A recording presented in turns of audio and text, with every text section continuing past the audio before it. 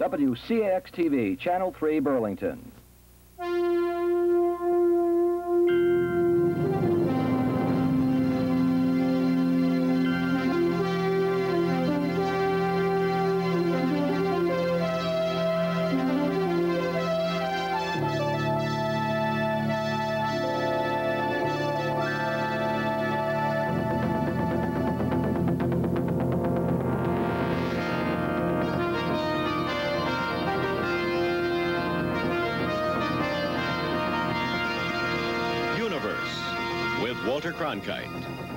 Tonight, the ups and downs of a motion sickness cure. A chorus of SEALs and a scientist who listens. And the science behind a fictional universe.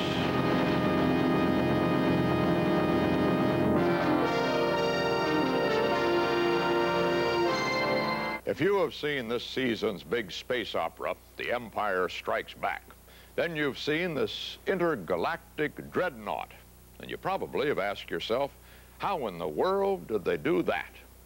I did. So to find out, I went to the hangar in San Francisco where the Imperial Star Destroyer and other fantasies are parked and readied for their next mission.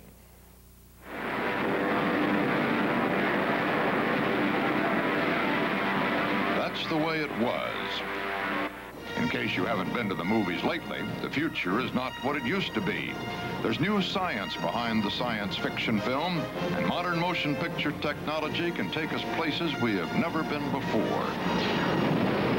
On the movie screens where the Buck Rogers rocket used to spit sparks, now the Starship Enterprise heads for deep space. Buck's trusty disintegrator pistol can't hold a candle to the sidearms in use on the edge of the black hole. And then there's Star Wars.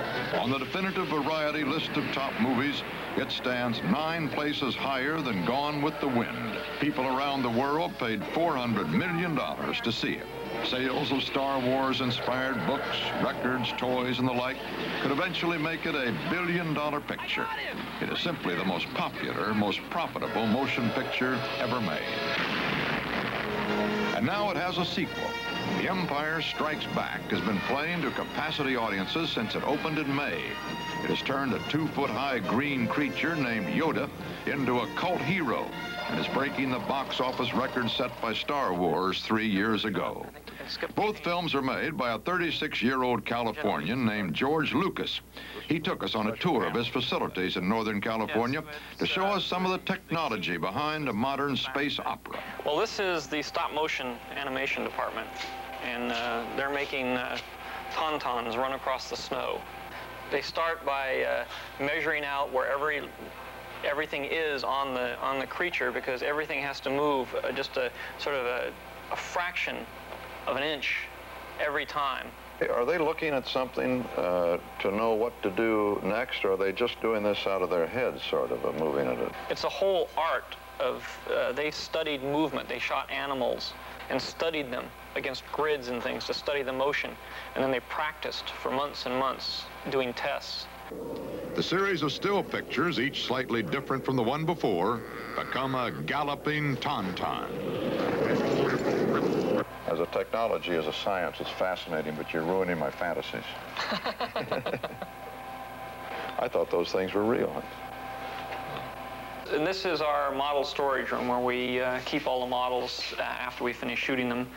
And as you can see, we have... It may be the world's most expensive toy chest. There are spaceships just inches across, others as large as coffee tables. The most complicated models took 4 or 5 people several months to build. Lucas estimates that some of them are worth as much as $50,000.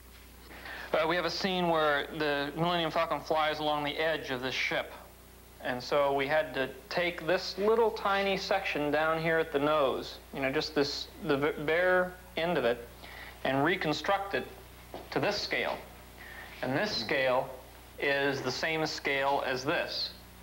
So the ship flies along, you know, like that. Well, not quite like that. The Before the Millennium Falcon could badger Darth Vader again, special cameras had to be built. The script had to be turned into storyboards with every shot planned out. Props for a whole new world had to be designed and constructed. Settings for those props had to be painted. Explosions, ray gun flares, and laser swords had to be positioned by hand in each frame.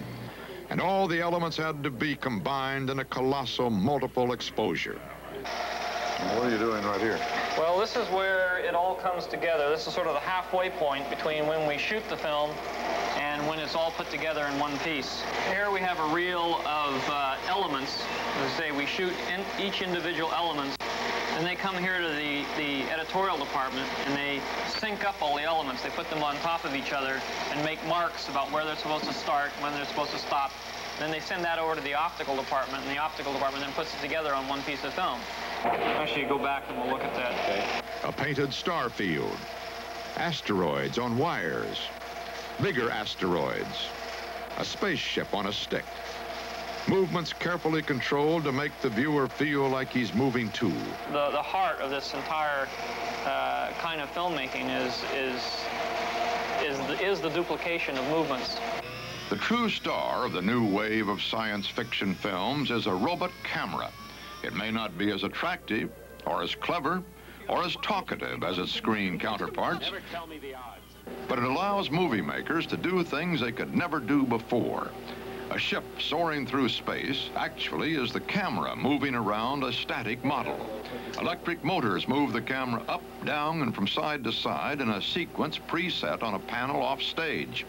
Once the robot is programmed, it can repeat a complex series of movements with inhuman accuracy, time after time. Much of the development work on the system was done by John Dykstra, now head of his own special effects house in Los Angeles.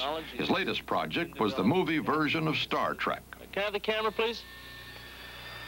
This camera system, which we've developed over a period of 3 or 4 years, is capable of performing the kinds of functions that used to take people laborious hours by hand to produce.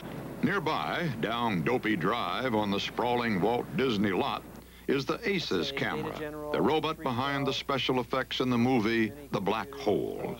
David English is the electronics wizard behind the Disney camera. The operator sits at a computer console and guides the camera from a television monitor.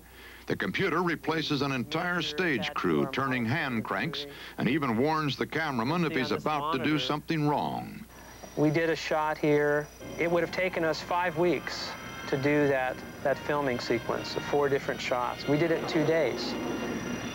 2 days at $6,000 or $10,000 a day as compared to 5 weeks at $6,000 or $10,000 a day. So faster, and we did it better. We did it better and faster.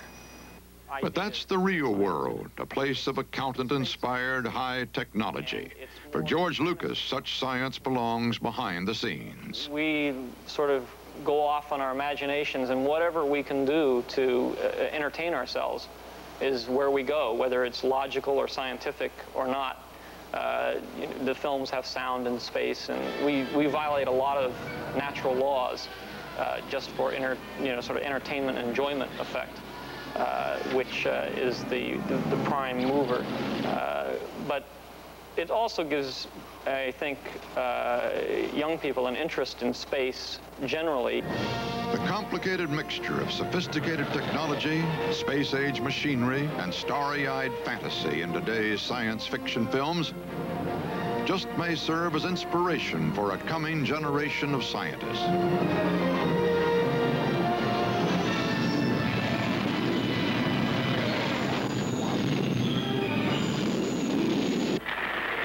After all, some of today's astronauts, astronomers, and anchormen once found Buck Rogers pretty wonderful.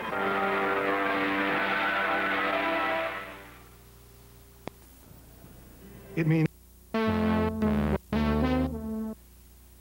WCAX-TV, Channel 3, Burlington.